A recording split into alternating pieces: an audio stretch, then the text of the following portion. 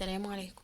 دي صينية اتحرقت، اتنست على البوتاجاز، يعني كنت بسوي فيها حاجة فاتحرقت. طبعا حاولت اعملها بكل الحاجات منفعش. ده اقصى حاجة نفعت تنضف. طبعا هي كانت كلها سودا يعني. بعدين المستك بقى هو اللي جاب لي من الاخر. فوطة الاطباق مع المستك. خدت قطعة من المستك اهيت بالفوطة، وفردتها على جزء جزء. صراحة هي خدت مني مجهود شوية، بس انا حاولت باي بسلكة و... وقعدت ادعك فيها كتير، ما فيش. فهي دي صراحة اكتر حاجة، لان هي كانت سودا خالص، كانت طبقات يعني.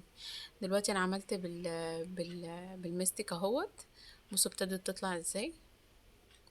خلاص، دي انا قلت بقى الصينية دي باظت خلاص. اهو بصوا. دلوقتي هعملها كلها واوريكم بعد ما اخلص هتبقى عاملة ازاي. رجعت جديدة، ولكن في حاجة اتحرقت الحمد لله. هي الفوطة بس هنغسلها وخلاص كده، ولكن في حاجة حصلت. دلوقتي بصوا بعد ما نشطفها الصينية رجعت تمام، مفيش اي مشكلة. كله ده بفضل المستك وفوطة الاطباق.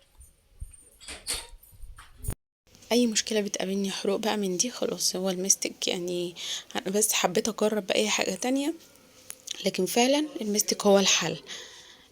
معجون مستك رائع رائع رائع من جرين واي.